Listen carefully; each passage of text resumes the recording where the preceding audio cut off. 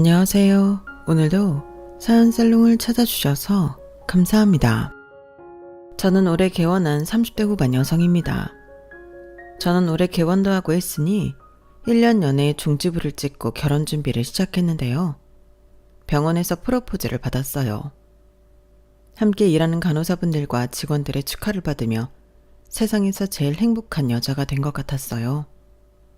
하지만 결혼 과정이 그리 녹록지 않았어요. 물론 다른 분들도 마찬가지겠지만 저에겐 큰 약점이자 결점이 있었거든요. 저는 남들보다 반쯤 숙이고 결혼 준비를 해야 했어요. 그러다 상견례 당일 예상하지도 못한 일이 벌어졌어요. 그 일은 그동안에 흐르던 기류를 완전히 뒤집었죠. 제 상견례는 엉망진창이 되었어요. 아수라장이 되었죠. 그렇게 전 파혼을 하게 되었는데요. 사실 솔직히 말하면 틀린 선택이라고 생각하지 않아요. 오히려 속이 시원해요. 그 이야기를 지금부터 들려드릴게요. 전문의 자격증을 취득한 저는 선배의 병원에서 근무를 하면서 개원 준비를 해요. 그러다 36이라는 늦은 나이에 첫 연애를 하죠. 그때는 여름이었고 제가 2주에 한 번 가보던 보육원에서 시작되었어요. 저는 올해 의료봉사를 했어요. 처음엔 강제적으로 했어요. 근무한 대학병원에서 의료봉사를 하라고 했거든요. 피곤해 죽겠는데 쉬고 싶은데 솔직히 가기 싫었어요. 그런데 그 당시 제 위치는 제 의견을 피력할 수 있는 위치가 아니었어요. 그래서 어쩔 수 없이 2주에 한 번씩 여러 보육원이나 소외계층, 외지에 가서 의료봉사를 했어요. 처음엔 즐겁지 않았어요. 어쩌면 사무적으로 대했을 수도 있겠어요. 하지만 의료봉사를 하다 보니 보람도 있고 봉사 중에 저희 노고에 감사해야 하는 환자라고 해야 할까요? 사람들의 모습을 보니 기뻤어요.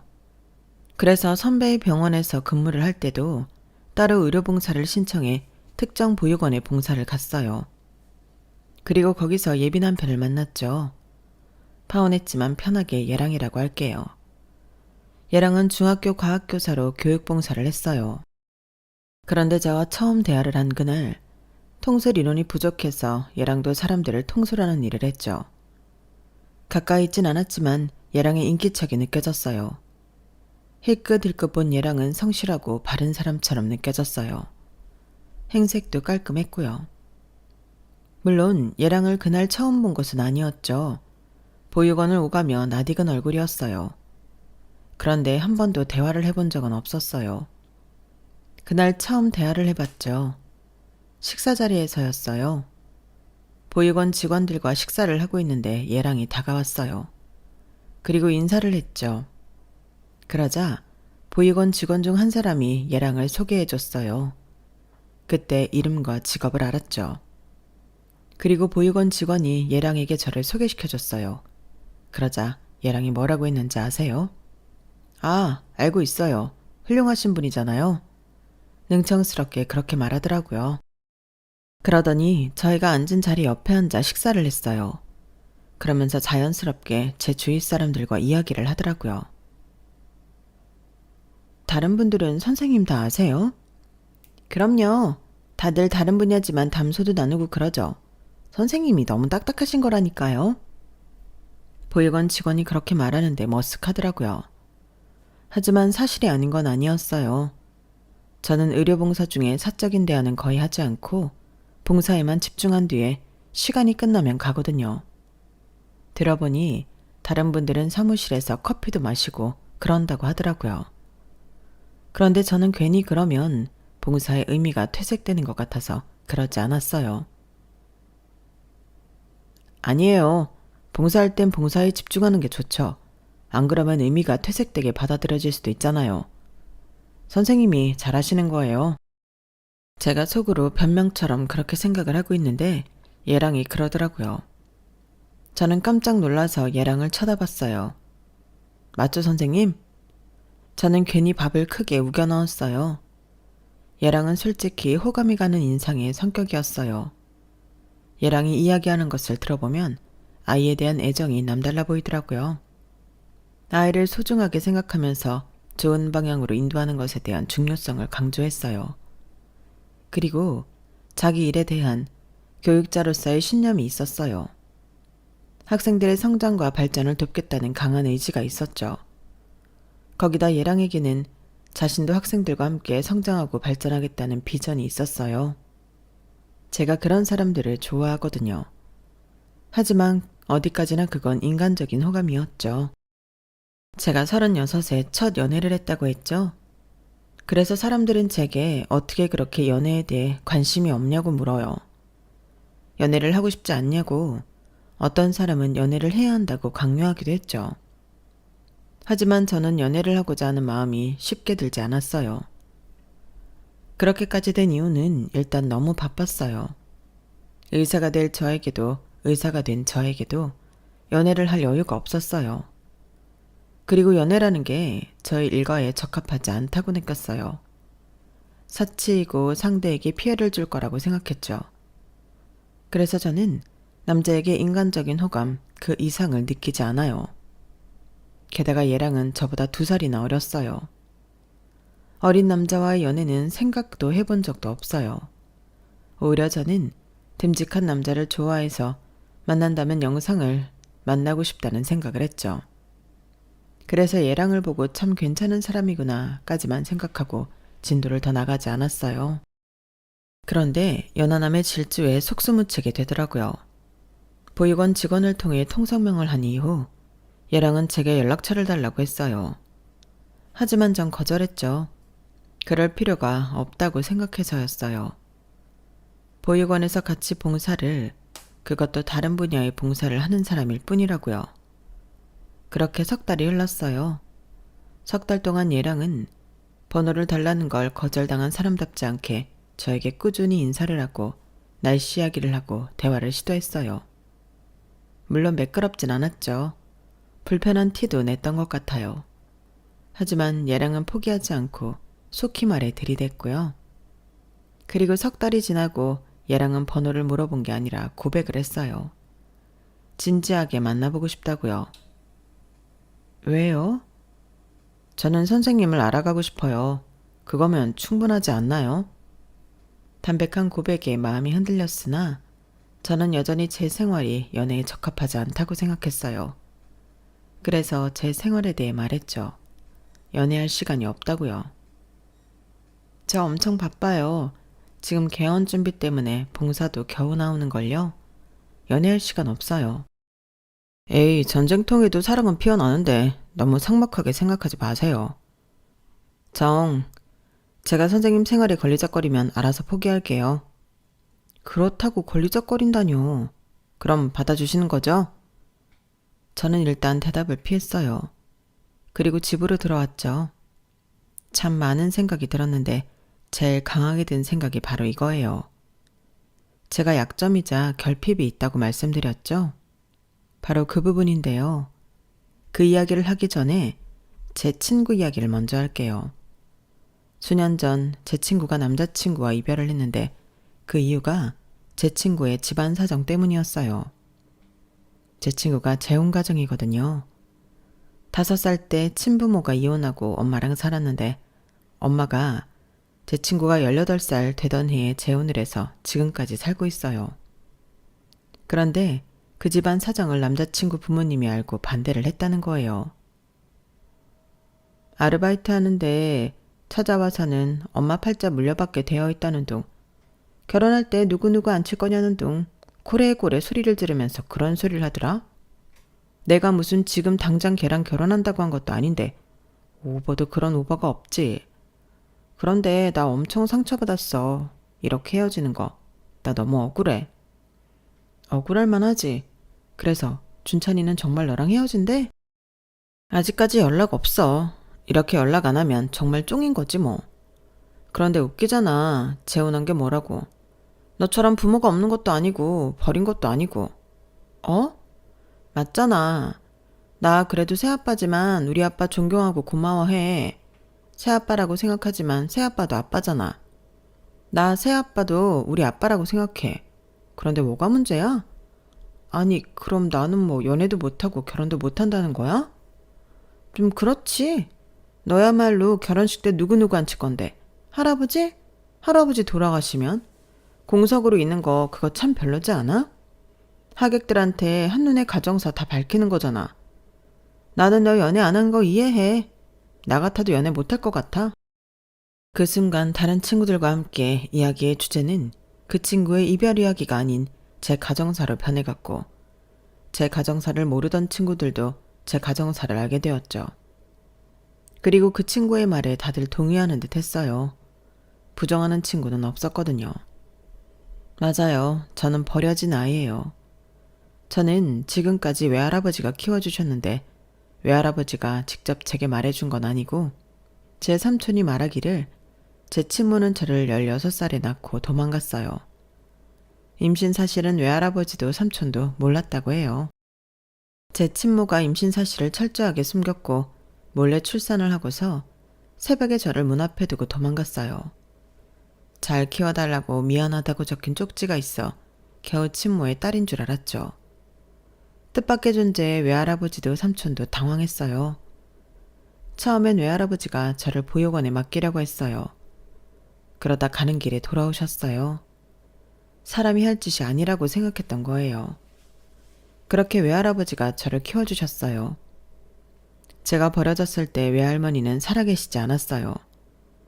삼촌이 4살 때 외할머니는 돌아가셨어요. 막내 고문을 낳다가요. 그래서 할아버지 혼자 저를 키워줬어요. 그 이야기를 들었을 때 제가 16살 때였어요. 그럼 그 전까진 외할아버지를 아버지라고 여기며 살았냐고요? 그랬다면 16살 때 집을 나갔을 수도 있겠어요. 제 세계관이 흔들리는 거잖아요. 물론 사실을 안 당시에도 많은 부분들이 흔들리긴 했지만 주축이 흔들리진 않았거든요. 외할아버지는 자신이 할아버지라고 어릴 때부터 말해줬어요. 그리고 삼촌도 삼촌이라고 어릴 때부터 강조했어요. 그래서 단 한순간도 외할아버지를 삼촌을 아버지라고 생각한 적은 없어요. 헷갈린 적도 없었죠. 단지 의문이 들었어요. 그 의문이 저를 힘들게 했는데 그게 어떤 것이냐면요. 할아버지, 제 엄마랑 아빠는요? 다 엄마랑 아빠가 있는데 나는 왜 없어요? 어디로 갔어요? 다들 나보고 이상하대요. 원래부터 없었다고 하니까 그럴 수 없대요. 그럼 난 뭐예요? 어떻게 태어난 거예요? 우리 예슬이도 엄마랑 아빠가 있지. 단지 어디 멀리 갔을 뿐이야. 너무 멀리 가서 예슬이를 할아버지한테 부탁한 거야. 그리고 우리 예슬이한테는 할아버지랑 삼촌이 있잖아. 승찬이는 방학 때마다 자기 엄마 아빠한테 가는데요. 우리 엄마 아빠는요? 자, 이 닫고 잠자야지. 그래야 내일 학교에 안 늦지. 할아버지는 제가 부모님에 대해 물으면 어디 멀리 갔다고 그렇게만 말하고 항상 말을 돌렸어요. 지금 생각하면 차마 버렸다는 말을 하지 못해서 그랬다는 걸 알지만 할아버지가 그럴 때마다 저는 할아버지가 너무 미웠어요. 괜히 할아버지가 저와 부모님을 모문나게 하는 것 같았고 악역 같았어요. 저도 제 나름대로 상상을 했던 거죠. 그만큼 저는 부모님의 부재에 대한 결핍을 크게 느꼈어요. 아무리 외할아버지가 저에게 온 정성을 쏟아 양육을 해줘도 말이에요. 그리고 16살에 삼촌에게 사건의 진실을 알게 된 거죠. 아, 참고로 제 친부는 친모와 동급생으로 친모가 임신을 했다는 소식을 듣고 이미 다른 지역으로 이사를 했대요. 사실을 알기 전에는 공허했고 사실을 안 뒤에는 배신감과 패배감, 수치심이 저를 압도했어요. 진실을 알면 결핍이 해결될 거라는 생각을 했는데 그건 정말 아니란 생각이었고 후폭풍이 있었죠. 제가 공부를 본격적으로 하게 된 것도 16살 때예요. 저는 16살 때부터 미친 듯이 공부에 매달렸어요. 왜냐하면 저를 지키기 위해서였어요. 이런 가정사가 있는 제가 떳떳하게 살려면 공부를 잘 해야 한다는 생각을 했어요. 저는 뭔가 되고 싶어서 공부를 했다기보다는 1등을 놓치지 않기 위해서 공부를 했어요. 그리고 정말 매년 반에서 1등을 놓치지 않았고 전교 3등 안에는 매번 들었죠. 그러다 고등학교 2학년 때 담임선생님의 권유로 의대 진학을 위해 공부를 했어요. 그러고 보면 의사가 된 것도 부모님이 없다는 결핍 덕분일 수도 있겠네요. 하지만 그 결핍은 의대에 입학해서도 저를 괴롭혔고 결국엔 친구의 말로 인해서 인연에 대해 문을 완전히 닫게 만들었죠. 저는 이런 사연 때문에 연애의 문을 닫았어요. 결혼은 생각이 있었지만 아름아름 속이로 만나 조건을 보고 할 생각이었어요. 하지만 아무리 사랑받고 싶은 건 인간의 욕구 아니겠어요? 저는 얘랑을 만나 제가 그런 욕구를 참고 있었다는 것, 그리고 그 욕구가 저를 비집고 나오고 싶어 한다는 것을 알았어요. 그래서 저는 이 모든 걸 얘랑에게 고백하기로 했어요. 얘랑의 고백에 대답을 하지 못한 채로 집에 돌아온 지 3시간 뒤에 얘랑에게 다시 연락을 해서 만났어요. 그리고 제 이야기를 했어요. 말을 하는 도중에 멈추고 눈치를 보고 도망갈 거라 단정짓고 그랬어요. 하지만 얘랑은 천천히 담담하게 제 얘기를 들었어요. 그 친구 정말 너무하네요. 사람 처지에 높낮이가 어디 있어요? 위선자네요. 착한 척하면서 예슬 씨를 비꼬는 게 말이에요. 지금도 그 친구랑 친구인 건 아니죠? 아, 설령 친구라고 해도 괜찮아요. 우리 그런 사람들에게 아니라는 걸 보여줘요. 난 자신 있으니까. 얘랑은 제게 2번째 고백을 했고 그때 저는 고개를 끄덕였어요. 연애를 하면서 얘랑은 제가 생각했던 첫인상을 유지하는 사람이었어요. 게다가 다정했고 연하 같지 않고 듬직했어요. 더군다나 가장 감사했던 건 할아버지에게 잘한다는 거였어요. 연애 초반부터 얘랑은 할아버지를 위한 선물, 영양제 같은 것들을 선물했어요. 혹시 몰라 의사인 저에게 이것저것 물어보면서 신중하게 골라 선물했죠. 그리고 연애를 한 지 3개월이 되었을 때였을까요? 불쑥 할아버지를 뵙고 싶다고 하더니 식사 대접을 했어요. 할아버지가 좋아하는 고급 중식집에서였고 할아버지도 제 얘랑이 마음에 드는 눈치였어요.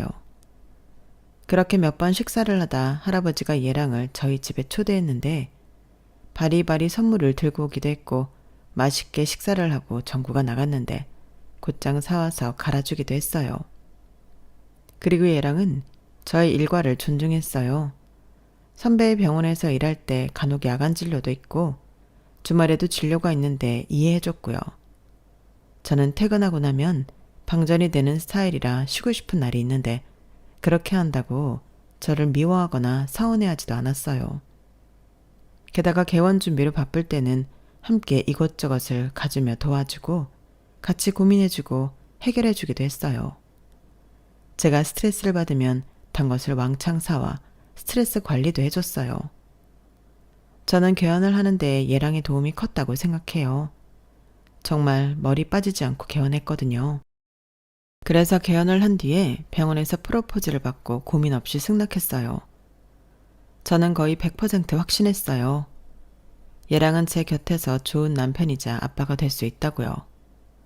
그래서 승낙을 한 뒤에 저희 커플은 양가의 결혼 소식을 알렸어요. 먼저 저희 커플은 제 외할아버지를 찾아갔어요. 외할아버지에게 결혼 소식을 전하자 외할아버지는 눈물을 흘리면서 좋아하셨어요. 그리고 저희는 다음으로 시부모님을 찾아갔어요. 그런데 이상했어요. 얘랑이 저에게 아무 말도 하지 말라고 하더라고요. 우리 부모님 앞에서 실수할까봐 그러지. 그러니까 별 말하지 말고 그냥 잘 웃어. 그러면 좋아하실 거야. 말은 내가 다 할게. 일단 고개를 끄덕였어요. 본인 부모는 본인이 제일 잘 아니까 뭔가가 있겠지 싶었거든요. 그리고 시댁에 들어갔는데 시아버지가 제게 악수를 건넸어요. 이야, 이게 말로만 듣던 우리 의사 며느리야? 반가워요, 반가워. 어서 들어와. 저는 시아버지의 텐션에 조금 당황했지만 반겨주는 것 같아 웃으며 안으로 들어갔어요. 그리고 앉자마자 얘랑이 필사적으로 굴더라고요. 내가 여러 번 말했지만 예슬이는 의사고 내과 의사야. 올해 개원했고 병원 위치가 여기에 있어. 보이지? 여기 상권 좋은 곳 말 안 해도 알죠? 밑에 약국도 있고 우리 예슬이가 어릴 때부터 똑똑했대요. 반에서 1등을 놓치지 않았다고 하더라. 영재의 천재인 거지. 게다가 나랑 봉사활동으로 만났다고 했죠? 공부도 잘하고 돈도 잘 버는데 심성도 곱다니까? 뭐 하나 빼놓을 게 없어요. 너는 네 와이프 될 사람이라고 너무 자랑하는 거 아니야? 꼴사납다. 에이, 아직 할 말이 한참이나 더 있는데 그럼 그만해요. 그러면서 얘랑은 계속 제 자랑을 했고 저는 나 부끄럽더라고요. 시부모님은 얘랑 이야기를 들으며 반짝이는 눈으로 저를 계속 봤어요.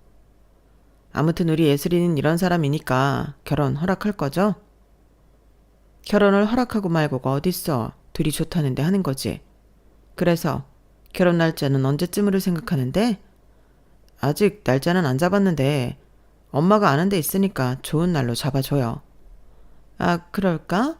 그럼 아가씨, 생년월일이 어떻게 돼? 우리 그런 거 좀 따지거든. 저는 89년생 1월 16일 생일입니다. 어? 89년생이면 우리 동진이보다 2살 많은 거야? 그것도 1월이네? 혹시 빠른이에요? 엄마는 요새 연상연하 커플 많아. 그리고 나이가 무슨 문제가 돼요? 의사 며느리라니까. 나중에 의사 사위도 보고 싶으면 그런 거 가지고 문제 삼으면 안 되지. 그치 자기야? 2살 많으면 지금 37살? 지금 당장 애를 가져도 노산인 건 알죠? 엄마, 오늘 처음 보는 사람한테 무슨 말이야. 37에 개헌한 것도 빠른 거야. 엄마는 뭣도 모르면서. 그리고 요새는 시험관도 있고 방법이 많은데 왜 그래? 아가씨, 설마 나이도 많고 의사라고 우리 아들 부려먹고 그러는 건 아니죠? 시어머니가 그런 말을 하자 얘랑은 한숨을 푹푹 쉬었어요. 우리 아들이 의사는 아니지만 나름 좋은 대학 사범대 들어가서 임용고시도 단번에 붙고 철학을 가진 본보기가 되는 애 교사예요. 아까 아들이 아가씨가 전교 1등을 놓치지 않았다고 했는데 우리 아들도 만만찮아요. 산부인과에 아는 사람 있죠. 요즘엔 임신하기 전에 검사도 한다는데 그거에서 가져와 봐요. 적당한지 좀 보게. 아무리 그래도 37은 좀. 아, 엄마 그만 좀 해요. 서진이 시집 안 보낼 거예요. 얘랑이 언성을 높이자 시어머니는 헛기침을 하며 제게 부모님에 대해 물었어요. 그러자 제가 입을 떼기도 전에 얘랑이 저희 부모님이 해외에 산다고 말했어요. 제가 얘랑을 토끼 눈으로 쳐다보자 얘랑이 제 손을 꼭 잡았어요. 예슬이 부모님은 해외에서 예술가로 사세요. 장인어른은 피아노 치시고 장모님은 화가예요. 거기서 만나셔서 예슬이 거기에서 나왔어요. 그런데 왜 한국에 남았어? 외동이라 들었는데. 그럼 지금 가족은 한국에 아무도 없는 거야? 네, 그렇죠. 독립적이고 자유로운 분들이라 예슬이는 초등학생 때 한국에 들어와서 할아버지랑 살았어요. 결혼식 때는 오신대? 당연히 오시죠. 외동딸 결혼식인데. 얘랑은 입에 침 한 번 안 바르고 거짓말을 하더라고요. 저는 집으로 돌아가는 길에 왜 그랬냐고 물었어요. 우리 부모님 이야기 왜 그렇게 말한 거야? 나중에 결혼식에서 다 들통날 건데. 아니, 상견례 할 때도 그렇고 그냥 솔직히 말하는 게 낫지 않겠어? 우리 부모님, 아버지는 군인이시고 그래서 상당히 보수적이야. 사실대로 말했다가는 결혼 반대할지도 몰라. 그러면 안 되잖아. 자기가 부모님 안 계신 게 당신 탓도 아니고. 그리고 상견례 때나 결혼식 때는 아르바이트 쓰면 돼. 들통날 거라고 생각 안 해? 언제 어디서 갑자기 보자고 할지도 모르는데 그때마다 아르바이트에 의존할 수 없잖아. 그래서 내가 해외에 산다고 말한 거잖아. 나중에 보자고 할 때는 해외에 살기 때문에 어렵다고 하면 되고. 설마 해외에 사는데 무리하게 오라고 하겠어? 그럴 일도 없고. 생각보다 결혼하고 나면 사돈끼리 볼 일이 거의 없다더라. 아무리 그래도 정말 내 말 믿어. 우리 부모님 상당히 보수적이어서 자기가 부모님도 없이 할아버지가 키웠다는 말 들으면 반대할 거야. 아까도 자기가 나보다 2살이나 많다고 말하자마자 딴지 걸었잖아. 우리 엄마도 참 미래를 봐야지. 당장을 보면 어쩌란 건지. 의사 며느리 두면 이래저래 얼마나 도움이 되고 어깨도 피는데. 사람이 멀리 봐야지. 안 그래? 설마 자기 내가 부끄러운 건 아니지? 내가 부모님도 없고 할아버지 밑에서 큰 게 말이야. 에이, 설마. 나는 멀리 보는 사람이기 때문에 그런 건 전혀 신경 안 쓰여. 사람이 어떻게 다 똑같은 조건에서 자랐겠어. 다 다른 거지. 그냥 좋은 게 좋은 거라고. 그래서 내 말대로 하자는 거지. 자기가 부끄럽다거나 그런 거 아니니까 걱정하지 마. 그런 쓸데없는 생각을 하는 줄은 몰랐네. 그래, 일단 알겠어. 그 문제는 내가 조금 더 생각해 볼게. 그럼 의사 사위라느니 아가씨 결혼 이야기는 뭐야? 아, 그것도 마찬가지로 멀리 보자는 거지. 혹시 또 모르잖아. 당신이 다리를 놔줘서 서준이도 의사 배우자 얻을지. 내 생각이야. 생각. 너무 부담 가질 필요는 없고. 얘랑은 그렇게 말하며 콧노래를 불렀어요. 그리고 얘랑은 제게 몇 가지 약속을 하자고 했어요. 자기야, 나랑 몇 가지 약속을 좀 하자. 일단 첫 번째로 우리 부모님한테 연락이 오면 절대 함부로 받지 마. 받지 말고 일단 나한테 알려. 두 번째로는 절대 우리 부모님한테 먼저 연락을 하지 마. 해야 해도 내가 해. 자기는 할 필요 없어. 세 번째로는 절대로 혼자서 우리 부모님 만나거나 찾아뵙지 마. 전에 나한테 먼저 말하고 나랑 같이 가야 해. 알겠지? 이 세 가지 나랑 약속할 수 있지? 약속이야 할 수 있는데 왜?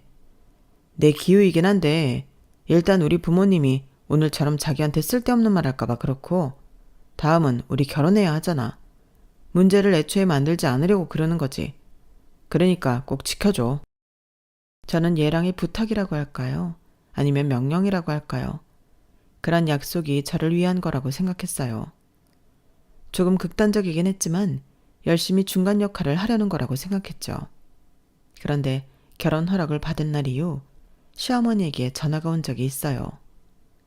그때 저는 얘랑과 데이트를 하고 있었는데 모르는 번호라서 받지 않으려다가 얘랑이 휴대폰을 달라고 해서 줬는데 번호를 본 얘랑이 전화를 받고 무지하게 화를 냈어요.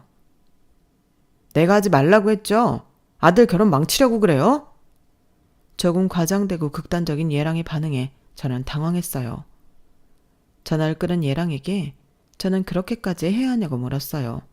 조금 다그쳤죠. 그러자 얘랑은 씩씩거리며 저를 집으로 보냈어요.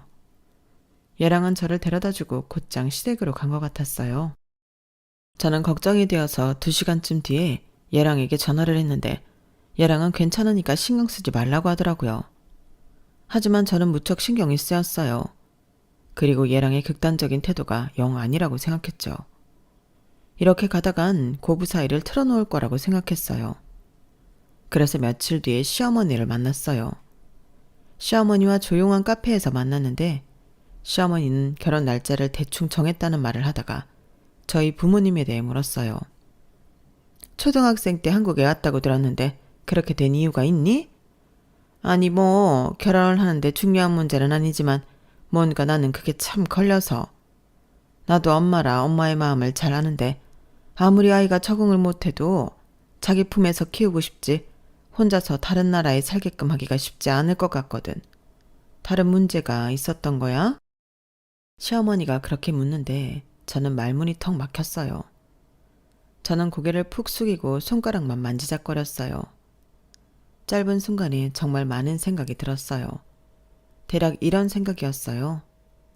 얘랑의 말을 무시하기엔 저도 얘랑과의 결혼을 정말 진심으로 바랐고 이대로 얘랑과 같이 거짓말을 하기엔 양심이 고개를 들었어요.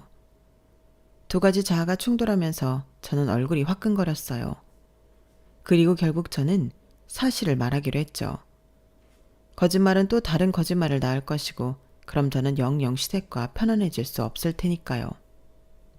입 밖으로 꺼내기가 정말 어려웠지만 넘어야 할 산이라고 생각하면서 털어놓았어요. 시어머니는 잠자코 이야기를 듣더니 할아버지는 무슨 일을 하냐고 물었어요. 저희 할아버지는 원래 자동차 회사에서 재무관리를 하셨어요. 재무관리? 그리고 거기서 정년퇴직하시고 법인회사에서도 근무하셨어요. 연세가 어떻게 되시지? 올해로 77대세요. 그럼 지금은 연금 받으면서 지내시니? 연금도 받으시고 시청에서 뽑는 환경미화원으로도 근무하고 계세요.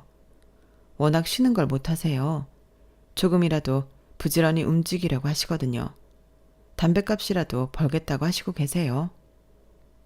그럼 무슨 말을 그렇게 빙빙 돌려서 했니? 네? 결국 뭘 했든 지금은 환경미화원이라는 거 아니야. 시청에서 주는 촌스러운 조끼 입으면서 하는 그거 말하는 거지? 아, 네. 참, 의사라고 좀 배웠다고 말을 빙빙 돌려가며 잘 말하는구나. 시어머니는 한숨을 크게 쉬었어요.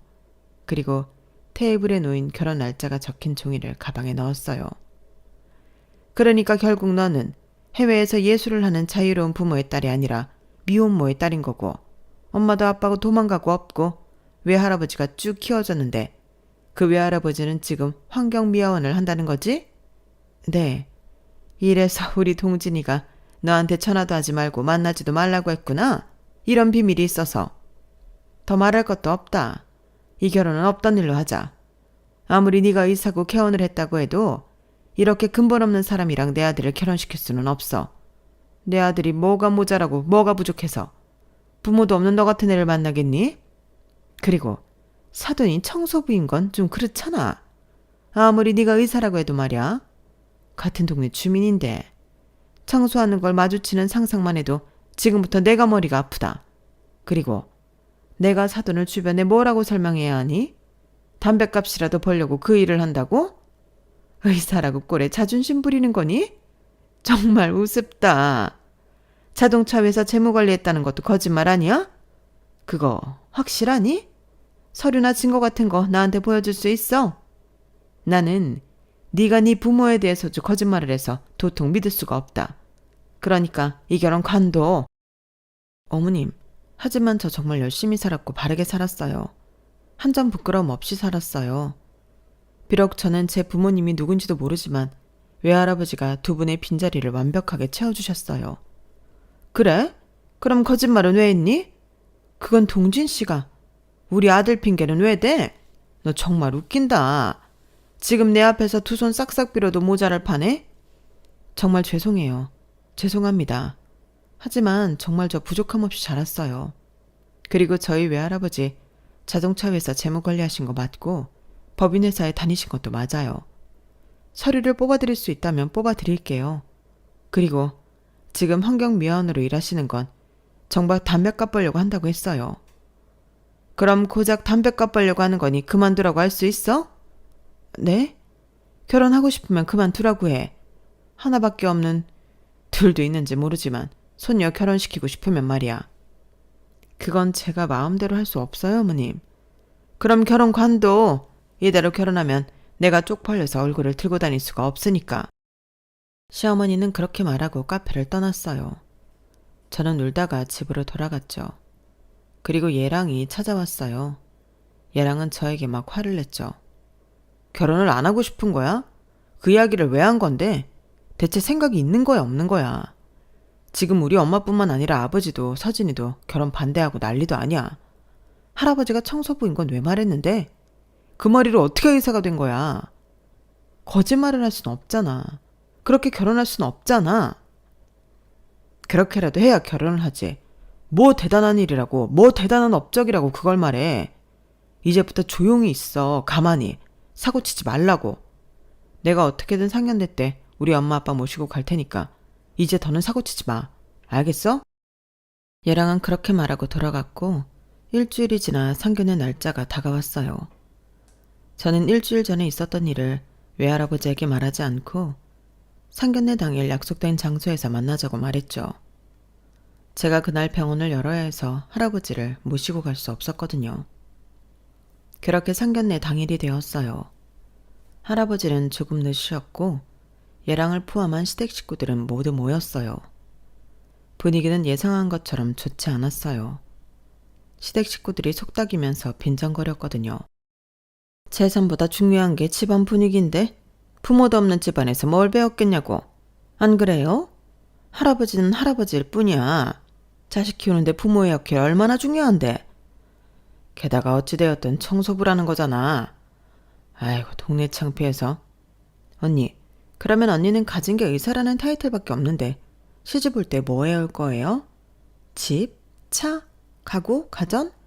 솔직히 이렇게 기울어진 판국에 다 해와야 하는 거 아니에요? 저는 그 빈정거림 속에서 완전히 탈출하고 싶었어요.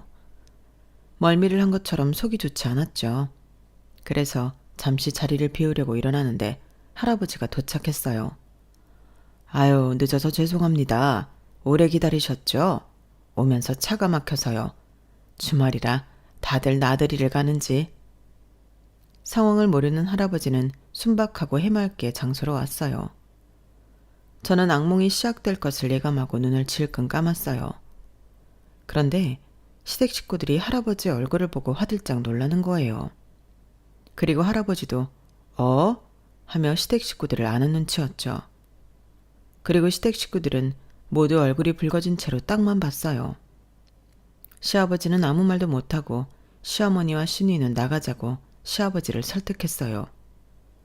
그리고 할아버지만 허허 웃으며 말했죠. 학연도 인연이라고 여기서 만나네요. 저는 할아버지에게 무슨 일이 있었냐고 물었어요. 할아버지는 제게 상황을 설명해줬죠. 때는 닷새 전이었어요. 닷새 전에 할아버지는 차량 접촉사고를 당했는데요.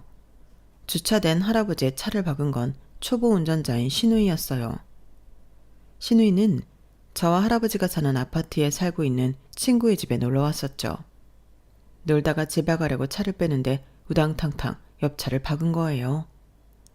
처음으로 사고를 낸 시누이는 너무 놀라서 차에서 내려 차가 긁힌 것을 확인하고 도주하려고 했어요. 아가씨, 잠깐만요. 그러다 차주인 할아버지에게 딱 걸린 거예요.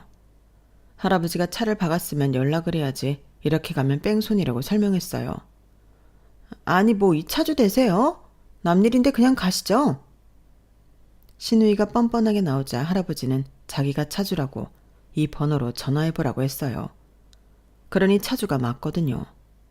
그래서 시누이는 더 당황해서 차에 타려고 했어요. 그런데 시누이에게서 술 냄새가 나는 거예요. 술을 마셨냐고 물으니 시누이가 향수 냄새라고 발뺌을 했어요. 그리고 차에 올라타 그대로 도주를 했어요. 할아버지는 결국 경찰에 신고를 했죠. 그래서 경찰서에서 시댁 식구들을 만나게 되었어요. 시아버지는 연신 사과를 하고 시어머니는 초범이라서 당황해서 그런 거다. 초범이니까 봐달라고 고래고래 소리를 질렀어요. 그때도 시누이는 할아버지에게 어떤 사과도 하지 않았고 시부모님 뒤에 숨어 있었어요. 그래서 할아버지는 합의를 해주지 않겠다고 하고 집으로 돌아왔어요. 시누이는 생애 처음으로 법정에 섰어요. 그리고 징역 1년 선고를 받죠. 그러자 그제서 겁이 난 시누이는 할아버지에게 연락을 해 합의를 해달라고 사정을 했어요. 며칠을 찾아왔어요. 울면서 매달렸고요. 할아버지는 그런 신우가 손녀 같기도 하고 안쓰러워서 합의를 해줬고, 그래서 시누이는 최종적으로 벌금형 처벌을 받았어요. 면허 취소 처분도 받았어요. 그래서 상견례 날에도 시아버지가 운전해서 왔더라고요. 아무튼 그런 일이 있어서 시댁 식구들은 할아버지의 얼굴을 보고 무척 놀란 거였어요. 다들 얼굴이 붉어진 채로 고개를 들지 못하더라고요. 겨우 고개를 들고 시아버지가 한 말이 그 벤츠 S클래스 차주 맞으시죠? 였어요. 네, 놓친 애가 집에 박혀 있었어야 하는데 그날 일은 제가 더 죄송하게 됐습니다. 네? 그때 경찰서 나가면서 셋이서 그랬잖아요. 놓친 애가 무슨 벤츠를 몰고 다니냐고. 놓친 애는 집에 박혀 있어야지 어디를 싸돌아다니냐고. 그런 이야기를 할 때는 늘 뒤를 보세요. 뒤를 확인하고 그런 말을 해야죠. 안 그럽니까, 아가씨? 그러자 시누이는 눈물을 흘렸어요. 그래서 시어머니가 시누이를 부둥켜 안고 할아버지에게 막 뭐라고 했어요. 세상에 젊은이한테 빨간 줄 그이게 했으면서 지금 대놓고 빈정거리는 거예요? 대체 나이를 어디로 먹은 거예요? 나이를 뒷구녕으로 먹는 사람이 어디 있습니까? 당연히 입구멍으로 먹었죠.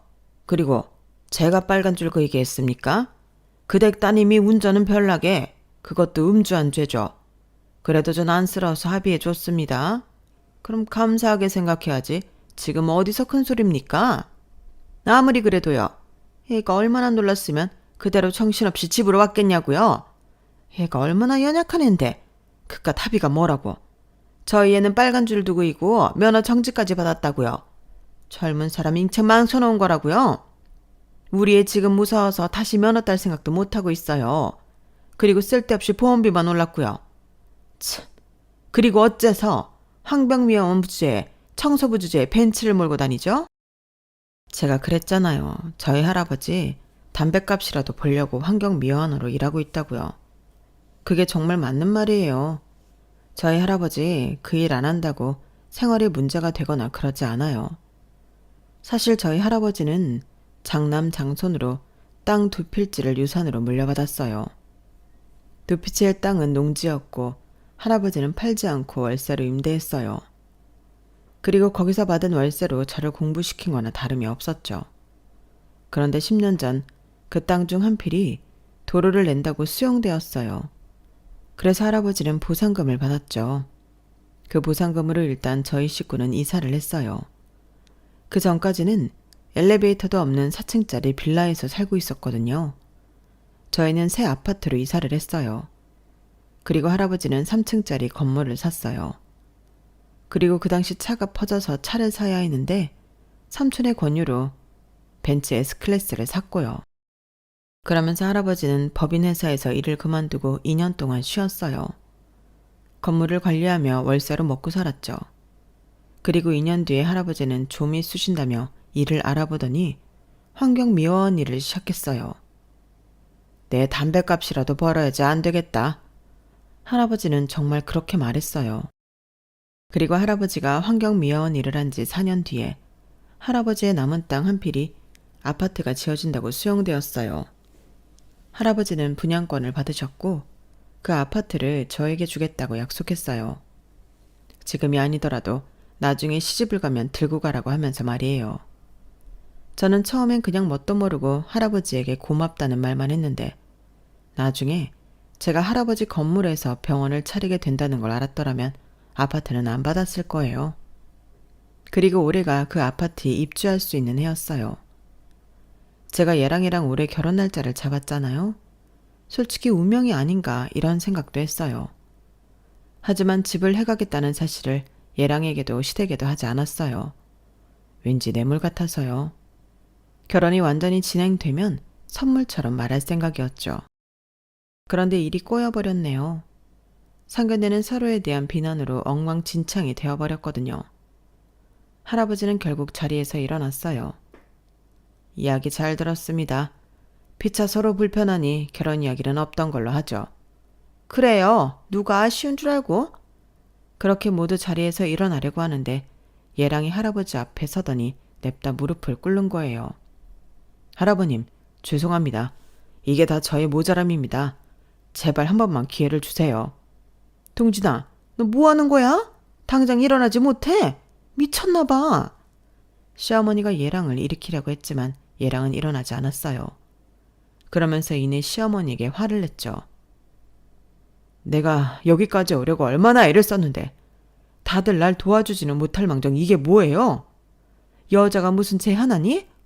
정신 차려. 의사 며느리, 그게 쉬운 줄 알아요? 결혼만 하면 다 잘 풀리게 되어 있는데 왜 이렇게 앞만 봐요? 넓게 봐야지. 내가 쟤 하나 구슬리려고 얼마나 애를 썼는데 친하지도 않은 군대 동기 아는 형, 그 사람 뒷구녕 빨면서 여기까지 온 거라고요. 여의사 하나 소개시켜 달라니까 소개 안 시켜준다 발악을 하길래 내가 그 사람한테 술 사주고 밥 사주고 해서 제 보육원 봉사하는 거 알아내서 거기까지 가고 좋아하지도 않는 봉사하면서 내가 얼마나 노력했는데 그걸 고작 청소부를 하는 이유로 물거품을 만들어요? 부모가 없으면 어때서? 의사잖아. 의사인데 무슨 상관이냐고요. 내가 말했죠. 이번이 잘 되면 의사 사위도 보는 거라고. 왜 내 말을 안 들어서 이사단을 만드냐고요. 왜 아들 인생을 망쳐요. 저는 얘랑의 말을 듣고 대학병원에서 같이 근무한 동기의 문자를 떠올렸어요. 별일 없지?